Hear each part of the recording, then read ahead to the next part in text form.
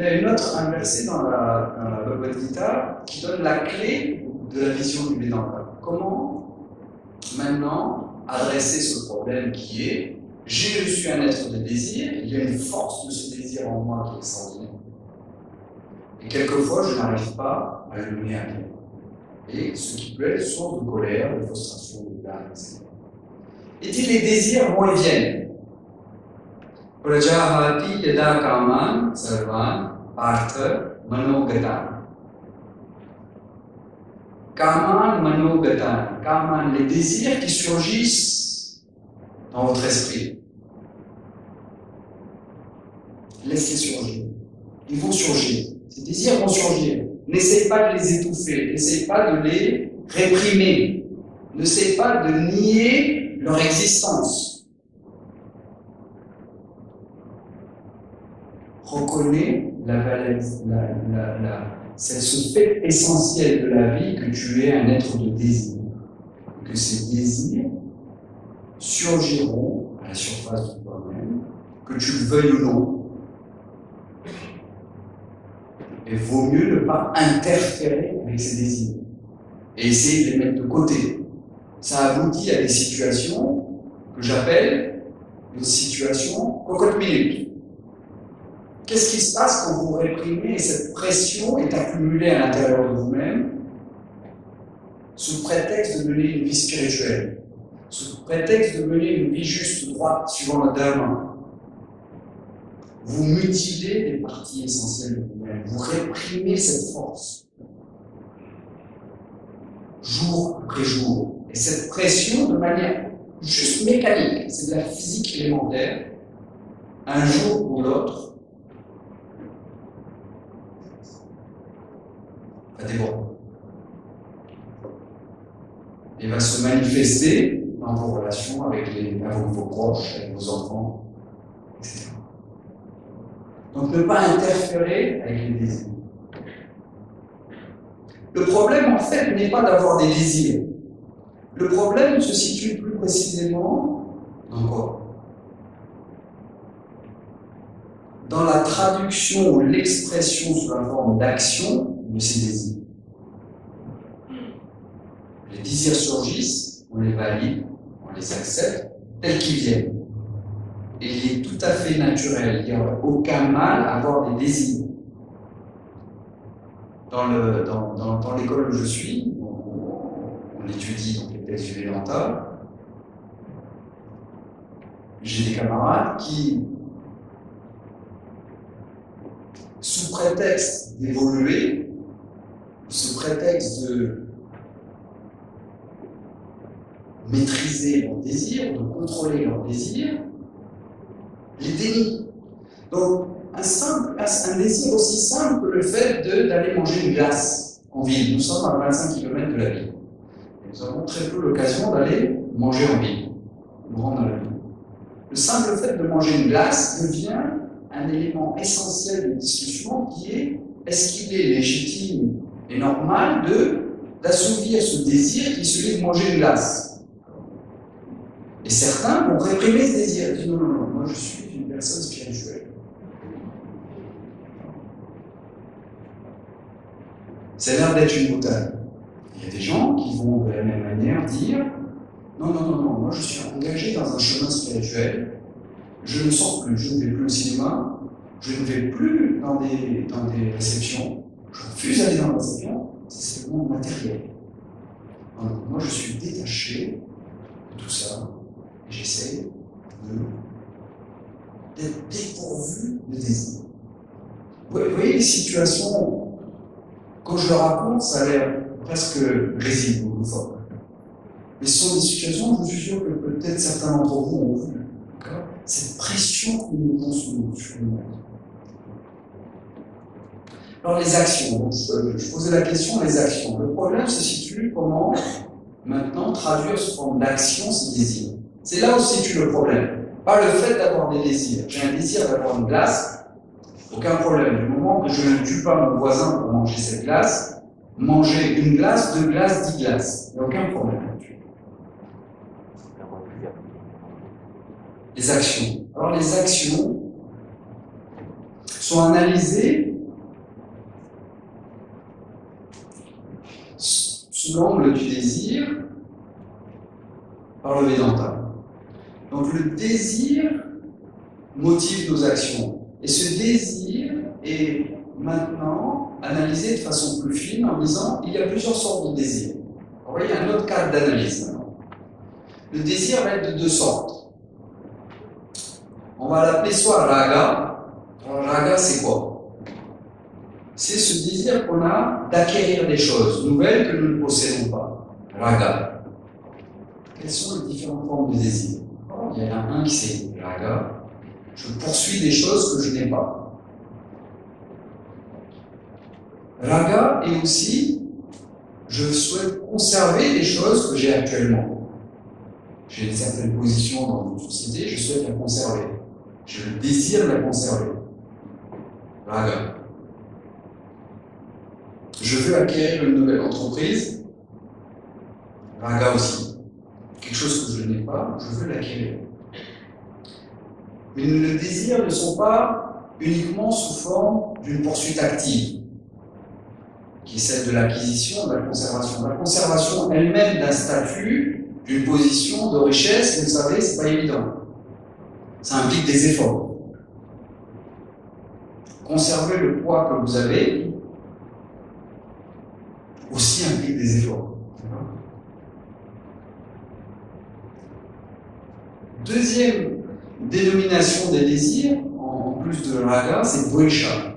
Dvesha, qu'est-ce que c'est? Ma poursuite est aussi souvent motivée par la volonté d'éviter quelque chose. Dvesha. Je vais éviter d'avoir une accumulation de cholestérol dans mon sang qui me conduira à des problèmes de santé. Cela va motiver certaines formes d'action spécifiques. Mais je veux aussi me débarrasser de choses, ça aussi c'est dvesha, des choses qui sont avec moi ou autour de moi et qui me posent obstacle ou qui me posent problème. Dvesha. Donc vous voyez ce désir, donc soit raga, l'acquisition, la protection, la conservation, ou dvesha, éviter, ou bien se débarrasser d'eux. Quelque chose comme ça. L'ensemble de nos activités, si vous les examinez, peuvent être rangées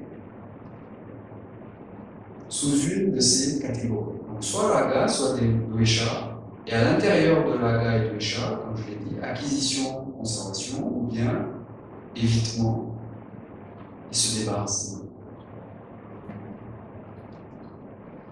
La force de ces raga dvesha peut nous pousser à agir de manière qui ne soit pas conforme à l'ordre du dharma, comme je l'ai dit. Alors, qu'est-ce que nous pouvons apprendre maintenant du Vedanta, de la Bhagavad Gita, sur la manière d'acquérir une certaine liberté par rapport à nos actions, par rapport à cette pression de ces raga dvesha qui vont nous pousser à agir contre notre volonté. Comment? Maintenant, que faire?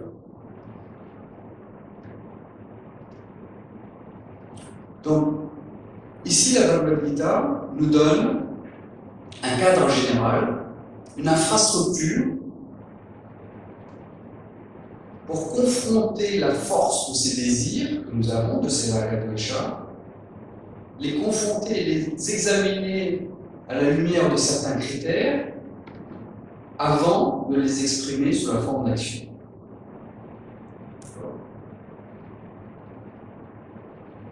Ça va être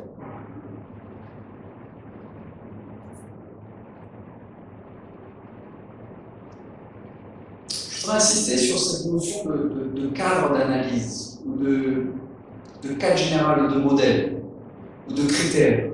On n'est pas dans une liste de 50 commandements, 50 conseils, 300 préceptes,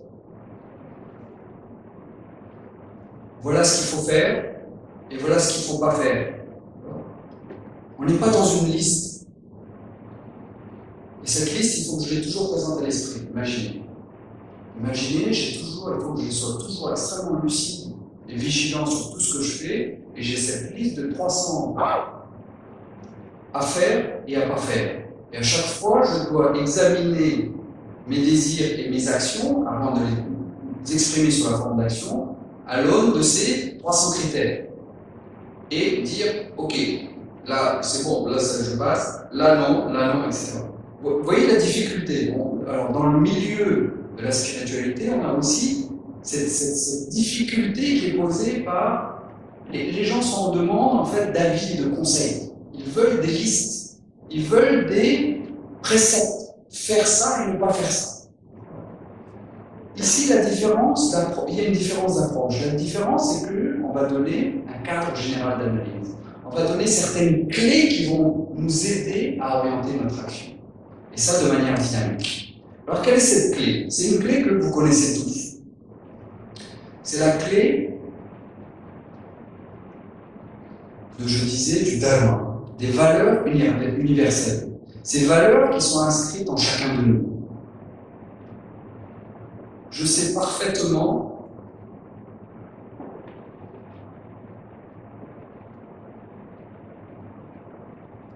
la manière dont je voudrais que les autres se comportent avec moi. Inscrit au plus profond de chaque être humain, quelle que soit sa culture, quel que soit que ce soit un individu moderne ou un individu il y a 5000 ans, que ce soit un Esquimau ou un Sud-Africain ou un Chinois, tout être humain sait parfaitement qu'il ne souhaite pas être trompé. Il ne veut pas qu'on lui mente, il ne veut pas qu'on l'abuse. Valeur universelle. C'est pour ça qu'on utilise le mot valeur universelle. Ce sont des valeurs qui sont, comme je le disais, inscrites sans qu'il n'y ait aucune éducation nécessaire à ce niveau-là. Elles sont inscrites dans le cœur humain. Je sais comment je veux être traité, et je sais aussi que l'autre qui est en face de moi, quel qu'il soit, cette personne, cet autre, veut aussi la même chose.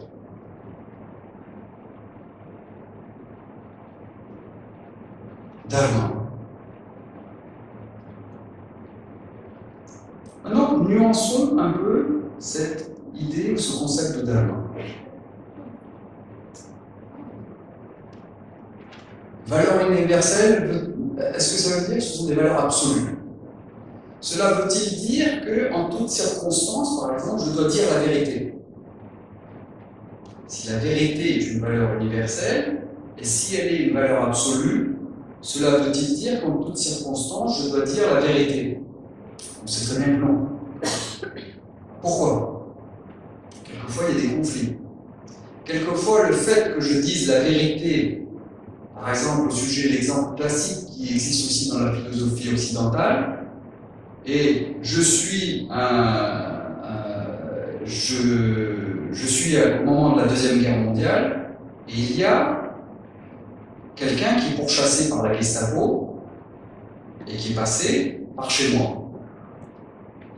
Je l'abrite derrière chez moi. Je le cache. La Gestapo vient et me dit: est-ce que vous avez vu, nous sommes à la recherche de quelqu'un, voilà son profil. Dire la vérité est une valeur universelle. Est-ce que vous allez dire la vérité ici au sujet du fait que cette personne-là, d'origine juive, est chez vous? Non. D'accord? Donc, il y a des interprétations à ces valeurs universelles. Ce ne sont pas des valeurs absolues. Quelquefois, il y a des conflits. Il y a des situations où tout n'est pas aussi clair, blanc et noir. Ici, le choix était de mettre de côté la valeur accordée à la vérité, la véracité, dire la vérité, en faveur de quoi? De la non-violence. La non-violence a acquis une position plus haute par rapport à cette autre valeur qui est aussi universelle. Interprétation. Dépend des situations, c'est relatif. La non-violence elle-même aussi est sujette à interprétation. Comment légitimer à un niveau politique, au niveau d'un État, le fait que vous alliez lancer une guerre? Si la non-violence était une valeur universelle et absolue. Parce que la guerre va entraîner de la violence, de la souffrance.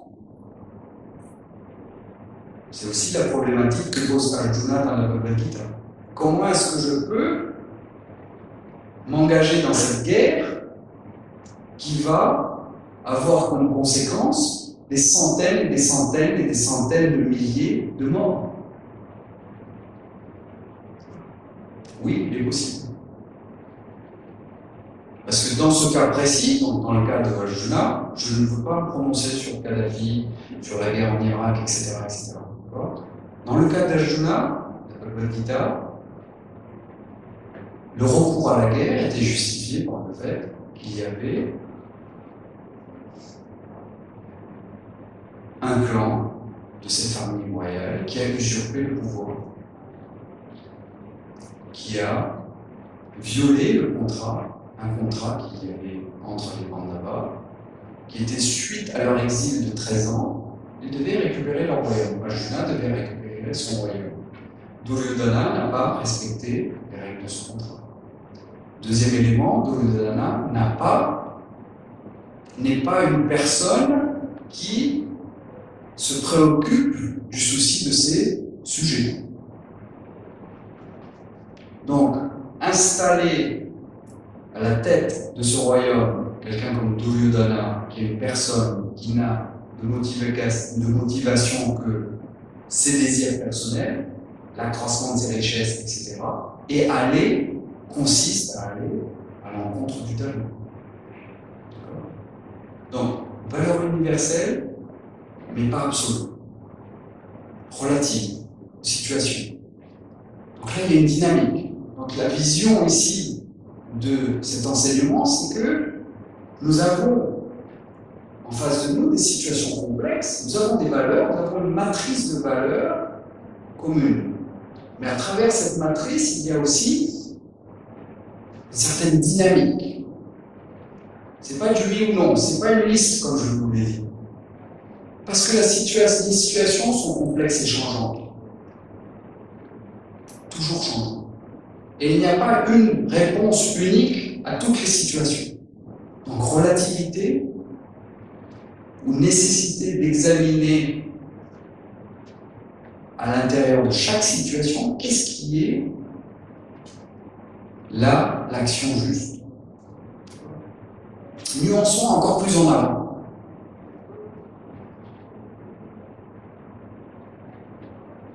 Il y a une histoire qui est extraordinaire que m'a raconté mon épouse cet après-midi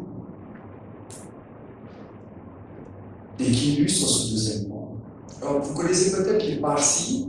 Donc, les Parsis, une communauté de Zoroastriens en Inde, donc qui avaient qui ont pour origine le royaume de Perse. La Perse, c'est-à-dire l'Iran, et au-delà d'Iran, des frontières de l'Iran actuel, vous aviez une civilisation extraordinaire qui était qui était née et qui existait à la même période que la civilisation indienne.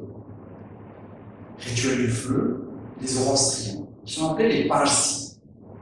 Parsis. Les Parsis étaient l'objet de persécutions dans leur pays. L'ensemble de la communauté des Parsis. Et ils sont allés voir donc le royaume voisin, un des États du nord de l'Inde. Ils leur ont demandé, nous voudrions vous demander asile. Nous sommes une communauté de plusieurs millions de personnes. Nous sommes persécutés. Accordez-nous asile. Donc Donc le roi indien était embarrassé. Problème de dharma, problème d'éthique. Que faire? Son royaume avait des ressources limitées et il ne pouvait pas absorber économiquement cet influx de plusieurs millions de personnes. Donc à contre-cœur, il a répondu à cet émissaire de Parsi et il lui a dit, voilà, il lui a envoyé donc son message sous forme d'un objet, sous la forme d'une jarre qui contenait du lait. Il lui a dit, voilà, ma situation est comme cette jarre qui contient du lait. Elle est pleine. Je ne peux pas mettre du lait supplémentaire dans cette jarre. Donc je suis vraiment désolé, mais je ne peux pas. Vous voyez, le dharma, l'éthique, que faire dans cette situation? Alors, ce qui est extraordinaire ici, donc il s'est posé, il était dans une situation où la réponse n'était pas claire. Il n'y a rien de mal ou de bien, il n'y a rien qui va à l'encontre de certaines valeurs universelles, de dire, voilà, mon royaume ne peut pas absorber économiquement, matériellement, cet influx énorme d'une communauté. Rien de mal. C'est être extrêmement pragmatique. Quelle était la réponse des Parsis, de l'émissaire qui est parvenu par les Parsis? Il a renvoyé la jarre de lait et il a dit, goûtez à cette jarre de lait. Et le lait maintenant était sucré. Donc, le message était le suivant. Le message que le Parsi a envoyé à ce roi indien était: ne considérez pas que nous allons être comme du lait supplémentaire qui va faire déborder cette jarre. Notre attitude, par notre culture, et c'est encore vrai à cette époque, maintenant, plusieurs siècles après, c'est que nous allons totalement nous intégrer à cette culture. Nous allons, dans la mesure du possible, et parce que ce sont des valeurs qui sont portées par notre tradition, ne pas vous déranger. Nous allons vous fondre. Nous n'aurons pas d'exigence, nous n'aurons pas d'attente particulière par rapport à notre statut d'asile, mais accordez-nous cet asile. Et nous allons non seulement pas vous déranger, mais nous allons vous apporter quoi? Ce sucre. Et encore aujourd'hui, les Parsis, qui existent toujours en Inde, sont une communauté extraordinaire. Une communauté, vous avez peut-être entendu parler du groupe Tata, initié par des Parsis. Donc, et ces Parsis ont appris la langue, se sont fondus au niveau de la culture. Il y a beaucoup de Parsis qui sont des Guzeratis. Vous savez que de nombreux Indiens ici à La Réunion sont des Guzeratis. Les Parsis aussi, donc, parce qu'ils étaient installés en général dans le nord-ouest de l'Inde, ont appris le Guzerati, les coutumes Guzerati, et ont gardé aussi de manière parallèle leur propre culture. Et ce qui est extraordinaire chez les Parsis, c'est ce qui guide leurs actions, c'est la non-violence. La non-violence poussée à un degré de sensibilité extraordinaire. Donc, qui est personnifié par ces nonnes qu'on voit quelquefois dans les rues de Bombay, des nonnes en blanc, et qui époussettent la terre et le chemin devant eux pour ne pas écraser l'être vivant. Et qui portent un masque pour ne pas aussi avaler des êtres vivants. Cela peut paraître extrême, d'accord? Ce sont des nonnes. Mais ce que traduit, je dirais, ces pratiques, c'est cette sensibilité dont nous pouvons aussi nous inspirer. Le dharma, ce qui est juste, ce qui est injuste, ce qui se conforme aux valeurs universelles, c'est une chose. Mais il y a souvent des situations dans lesquelles ce n'est pas ça qui est en jeu. Mais ce qui est en jeu, c'est une certaine sensibilité que nous devons avoir à l'égard de l'autre. Essayez de déranger l'autre le moins possible. Quand vous êtes invité dans une maison, chez quelqu'un d'autre, invité dans un autre pays, dans une autre culture, ne pas froisser les susceptibilités, être attentif à ce qui est attendu de vous dans cette situation, et qui n'est pas du domaine du dharma ou de la dharma, mais qui du domaine de cette être attentif à l'autre, ne pas le froisser de manière inutile, dans le discours, dans nos actions.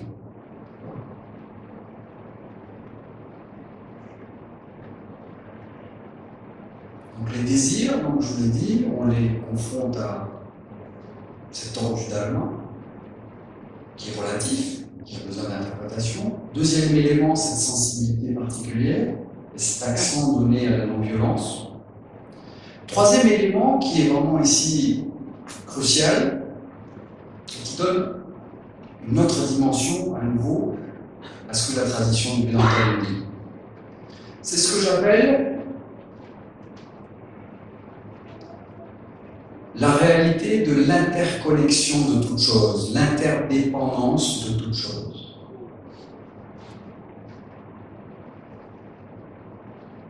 Mes actions, motivées par mes désirs, n'ont pas un impact uniquement sur mon petit périmètre.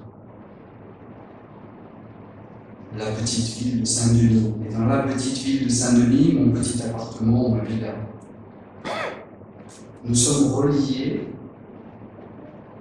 à l'ensemble des autres êtres vivants, à l'ensemble des êtres humains et à l'ensemble de la planète. Donc, ici, un critère qui est extrêmement important. Et de quelle manière mon action va avoir un impact à un niveau plus grand. Donc ici, je vais prendre un exemple. Imaginez que vous êtes un chef d'entreprise. D'accord ? Un chef d'entreprise, un grand chef d'entreprise ici, et que vous avez une option dans le développement de nouveaux produits que vous faites.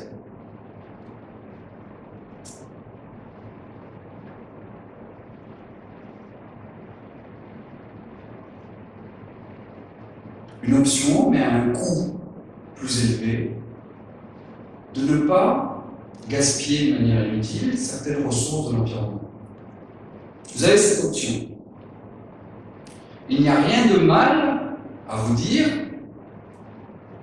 à choisir une option, et à choisir l'option qui est de dire non, je ne veux pas aller dans cette voie verte, avec ce label vert, je veux rester dans un label normal. Une vision peut-être à court terme, mais il n'y a rien de mal à ça. Mais la sensibilité ou la réalisation de ma relation avec l'ensemble de la planète et des autres êtres vivants m'aidera à reconsidérer cette option. Une option à court terme qui semble favoriser mon intérêt à court terme en tant que chef d'entreprise.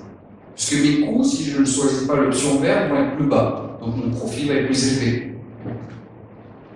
Mais à long terme, je m'inscris dans une île qui est la Réunion, avec des ressources limitées. Si moi, en tant qu'acteur de la vie économique de la Réunion,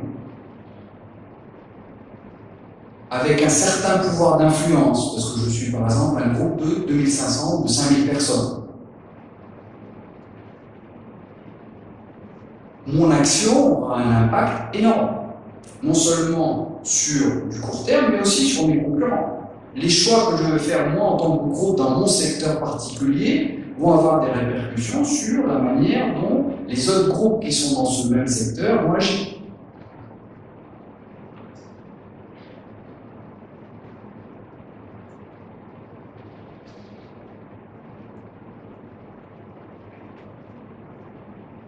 Ici, l'idée, c'est de se dire,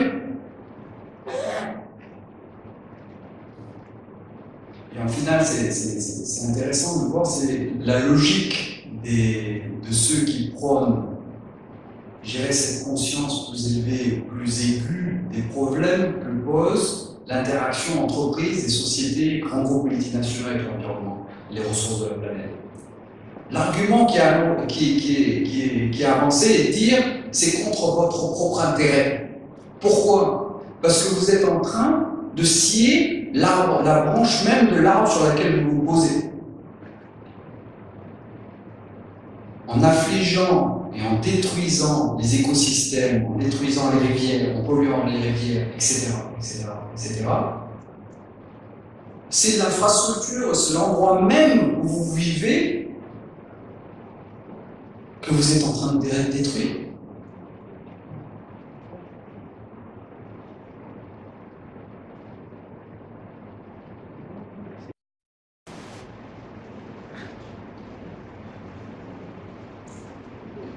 Ce que le Vedanta dit est nous dépendons en tant qu'être humain, je reviens maintenant à niveau de l'être humain, nous dépendons en tant qu'être humain de tant de choses pour être ce que nous sommes.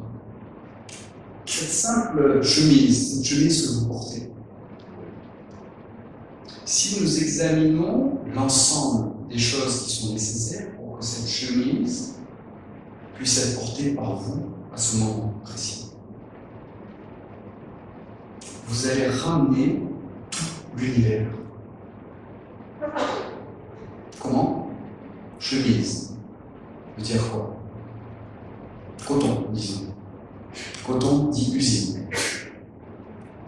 Usine dit employé. Coton veut dire aussi des champs. Des champs veut dire aussi quoi? De la terre. La terre, du coton qui pousse, veut dire aussi quoi? Des nuages, la pluie, du soleil. Des gens qui vont labourer ces champs, qui vont aller à la récolte. Terre, plante, veut dire évolution de la vie. 3,9 milliards d'années. Terre veut dire toute l'infrastructure de la Terre qui fait que les usines sont possibles. Que les êtres humains ont pu évoluer sur cette Terre et ont pu, dans ce 21e siècle, s'organiser en ville, etc. Donc vous voyez, si vous examinez une chemise, et on peut faire la même chose pour l'eau, on peut faire la même chose pour tout ce qui est autour de nous ici. Vous voyez combien vous dépendez du reste du monde, des autres, pour vous, pour être en vie, pour exister et pour profiter de tout ce qu'il y a, tout ce que cette vie vous offre. Donc naturellement, avec cette vision de l'interconnexion de toutes choses, cette interdépendance de toutes choses, cette connaissance va aller loin. Cette connaissance va élargir mon cercle, la base de mon action. Et mon cercle de préoccupation, c'est grand. Il ne sera pas limité à mes proches, ou dans une société, à son petit marché, à l'échelle d'une nation, d'un gouvernement, ou à l'intérêt uniquement de cette nation. On est petit à petit en train d'aboutir, d'évoluer vers cette espèce de conscience collective sous la pression d'un danger qui nous menace. Mais dans cette tradition indienne et dans celle de nombreuses sociétés primitives, entre guillemets, l'homme était toujours inscrit en dépendance et au centre et comme faisant partie d'un tout. Donc dharma, valeur universelle, caractère relatif, interprétation, sensibilité à l'autre, non-violence, et impact de mes actions.